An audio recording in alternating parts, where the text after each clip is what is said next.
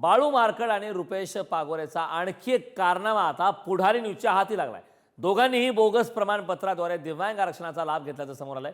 Balu marked 2016 पासून सोलापूर जिल्ह्यात ग्रामसेवक म्हणून कार्यरत आहे। बाळू मार्कडने ग्रामसेवक होतानाही दिव्यांग असल्याचं दाखवलं, तर रुपेश पागोरेने कर सहाय्यक पद मिळवताना दिव्यांग आरक्षणाचा लाभ घेतलेला आहे। मार्कडने ग्रामसेवक होताना दिव्यांग असल्याचं या ठिकाणी दाखवलं आहे। धक्कादायक असा हा प्रकार समोर आलाय। बाळू मार्कड रुपेश पागोरेचा आता आणखीन एक कारनामा पुढारी न्यूजच्या हाती लागला।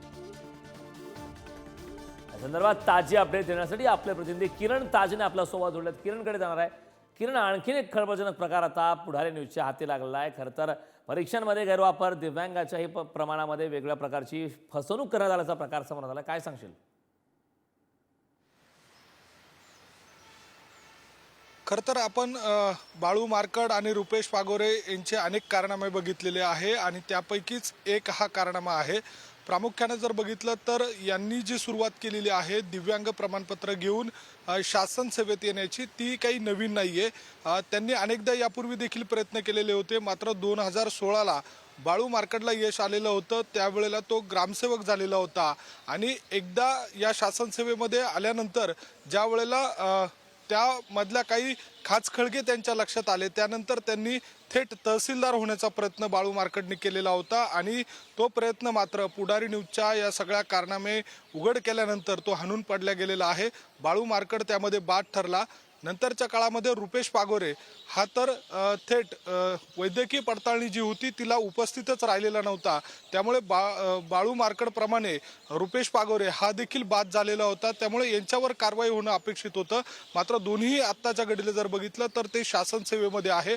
बाळू मार्कडची जी ज्येष्ठ सेवा यादी आहे, जी जिल्हा परिषदेच्या माध्यमातून काढली जाते, तीच पुढारी न्यूजच्या हाती लागलेली आहे, ज्यामध्ये 591 नंबरला बाळू मार्कडचं नाव आहे, ज्यामध्ये त्यानं एकापेक्षा अधिक दिव्यांगत्व म्हणून त्या ग्रामसेवक पदाचा लाभ घेतलेला आहे। त्यामुळे बाळू मार्कडनं शासनाची देखील फसवणूक केलेली आहे आणि त्यावर कारवाई होण्याची मागणी आता MPSCच्या अनेक विद्यार्थ्यांकडनं केली जाते, अनेक लोकप्रतिनिधींकडनं देखील केली जाते। रुपेश पागोरे देखील मुंबईमध्ये कर सहाय्यक आहे आणि तो देखील त्या ठिकाणी शासन सेवेमध्ये येत असताना त्यानं दिव्यांगत्व दाखवून शासनाच्या या कर सहाय्यक पदावर नियुक्ती मिळवलेली आहे।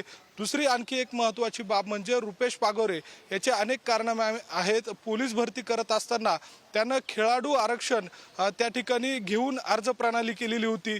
दुसऱ्या बाजूला दिव्यांगत्वाचे 2 प्रकार असतात, ज्यामध्ये एक सिंगल दिव्यांगत्व असतं आणि एकापेक्षा अधिक दिव्यांगत्व असतं। अशा दोन्ही अर्ज प्रणालीचा त्याने अनेकदा वापर केलेला आहे। क्लर्क असेल, टायपिस्ट असेल, पोलीस भरती असेल, कर सहाय्यक असेल, असे विविध अर्ज करत असताना त्यांनी वेगवेगळ्या आरक्षणाचा त्या ठिकाणी अर्ज प्रणालीमध्ये उल्लेख केलेला आहे। त्यामुळे रुपेश पागोरेचे देखील अनेक कारनामे आहेत। महाराष्ट्र लोकसेवा आयोगापर्यंत हे कारनामे पुढारी न्यूजच्या माध्यमातून पोहोचलेले आहेत। आता महाराष्ट्र लोकसेवा आयोग असेल किंवा शासन असेल, या रुपेश पागोरे आणि बाळू मार्कडवर नेमकी काय कारवाई करतात हे बघावं लागेल। दुसरी आणखी एक महत्त्वाची बाब म्हणजे बाळू मार्कडला आणि रुपेश पागोरे यांना ज्या डॉक्टरांनी दिव्यांग प्रमाणपत्र दिलं, शासन सेवेमध्ये यांना येण्यासाठी ज्यांनी सहकार्य केलं, अशा सर्वांवर कठोर कारवाई होणं अपेक्षित आहे। त्यामुळे आता शासन पातळीवर पुढारी न्यूजच्या या बातमीची कशी दखल घेतली जाते, नेमकी काय कारवाई केली जाते हे बघणं महत्त्वाचं असणार आहे।